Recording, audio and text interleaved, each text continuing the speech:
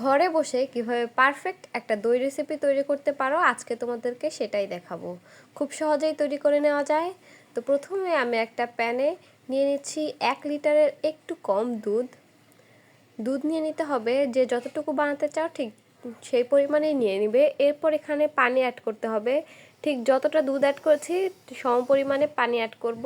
আমি একটু কম দিয়েছি।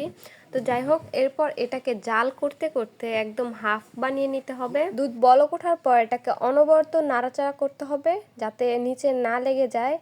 তো এটাকে জাল করতে করতে একদম ঘন বানিয়ে নিতে হবে। বাজার থেকে দই না কিনে এনে এভাবে ঘরে কিন্তু খুব সহজেই পারফেক্ট দই বানানো যায়। চাইলে এভাবে বাসায় বানিয়ে দেখতে পারো। তো দুধটাকে আমি জাল করে একদম ঘন করে নিয়ে এসেছি। এরপর আমি এখানে চিনি অ্যাড করব। যেহেতু আমি দইয়ের কালারটা একদম সুন্দর চাচ্ছিলাম, তাই আমি চেষ্টা করেছি একটা ক্যারামেল তৈরি করে তারপর চিনিটা অ্যাড করতে। তো এই জন্য আমি নিয়ে নিয়েছিলাম 1 কাপ চিনি আর সাথে হাফ কাপ পানি। তো একটু পানিটা বেশি হয়ে গিয়েছিল, এই জন্য ক্যারামেলটা আসলে পারফেক্ট হয়নি।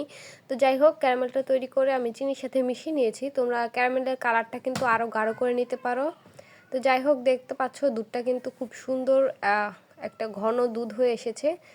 তো এবার এটাকে আমি নামিয়ে নিব, একটু ঠান্ডা হতে রেখে দিব। আর অন্যদিকে আমি দই বীজ হিসেবে 1 কাপ দই নিয়ে এটাকে ফেটিয়ে নিচ্ছি। এরপর এখানে আমি দুধটাকে অ্যাড করব, যেটা দুধটা কুসুম গরম থাকা অবস্থায় এখানে অ্যাড করে দিতে হবে। তো আমি এই 4টা কাপে আজকে দই বসাবো, এজন্য আমি 4টা কাপ রেডি করে রেখেছি। তো এবার আমি দইটাতে ঢেলে দিচ্ছি। এবার এটাকে খুব সুন্দরভাবে মিশিয়ে নিতে হবে।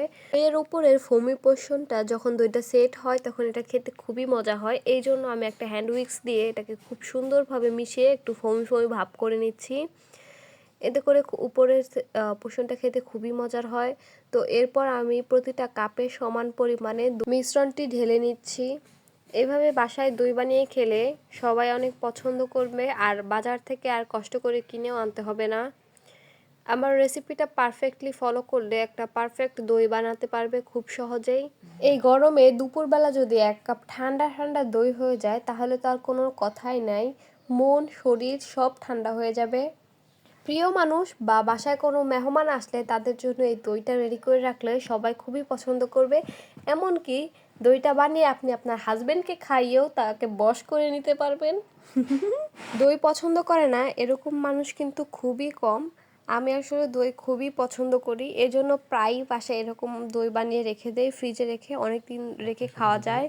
তো যাই হোক, আমি প্রতিটা কাপে পরিমাণ মতো এই মিশ্রণটা ঢেলে নিচ্ছি।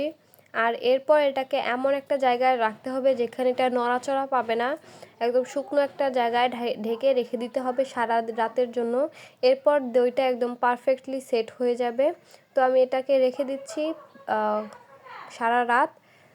তো এটা দেখতে পাচ্ছ, এটা হচ্ছে পরদিন সকালে। দেখতে পাচ্ছ দইটা কতটা পারফেক্ট হয়েছে, দেখেই বোঝা যাচ্ছে দইটা আসলে কতটা পারফেক্ট এবং সুন্দর হয়েছে। তো তৈরি হয়ে গেছে আমার পারফেক্ট একটা মিষ্টি দই।